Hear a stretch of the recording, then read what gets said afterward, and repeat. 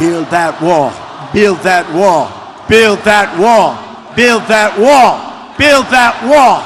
Build that wall. Build that wall. Build that wall.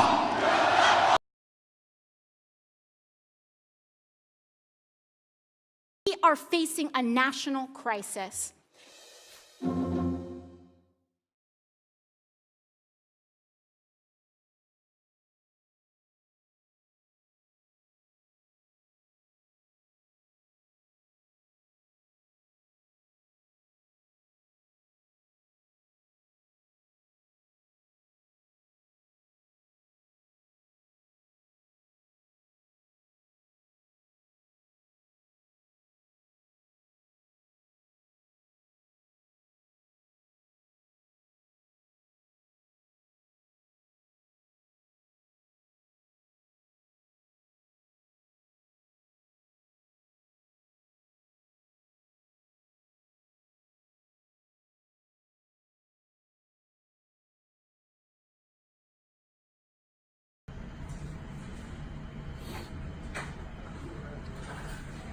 I'm gonna do this water. Nate, I don't care.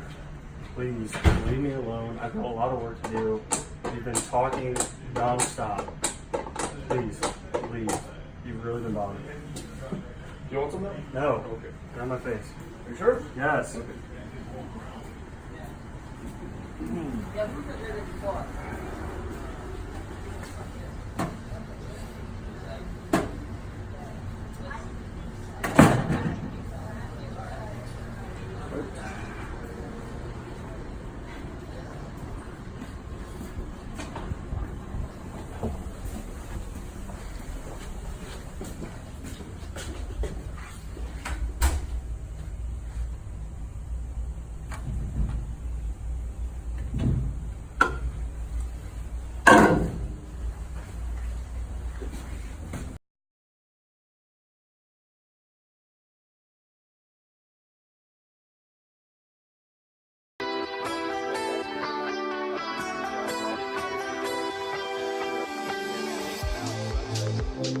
And they're worried about a massive sinkhole developing due to the fact that it's just undermining the roadway there. And you can see that their firefighters are backed off way far away from it, and they're going to just wait for DWP to get here and try to shut down this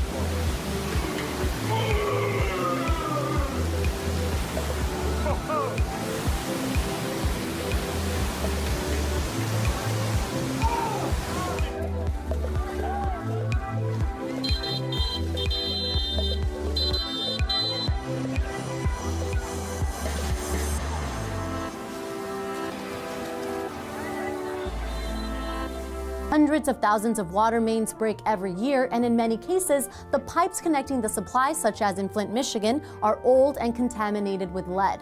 The American Water Works Association has even predicted it could cost at least $1 trillion to update and replace the U.S.'s aging pipes. Overall, drinking water quality is dictated by state and federal standards, the most important of which is the Safe Drinking Water Act of 1974. This sets limits of how many microorganisms, disinfectants, chemicals, and lead are allowed in public water systems, which serve a majority of U.S. citizens. However, a 2009 report by the New York Times found that a fifth of public water systems in the U.S.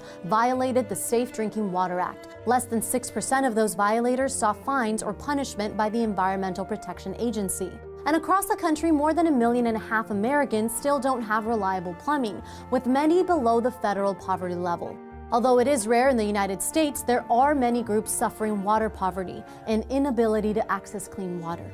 These are predominantly the urban homeless population, migrant workers, unregulated border communities, and portions of Native American reservations. One of the reasons that water quality and supply sees a lack of investment and innovation is that it falls by the wayside in favor of emerging technologies.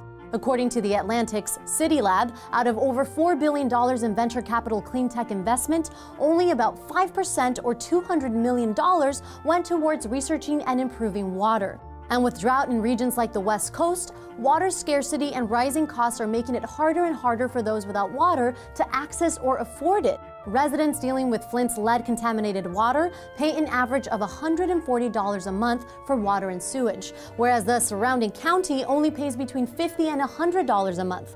Many residents have even received overdue notice. As you can see, America's water infrastructure continues to crumble before our very eyes. Whether it's faulty pipes or contaminated water supplies, America's outdated water infrastructure continues to waste millions of gallons daily. We must act now if we hope to maintain our water supply.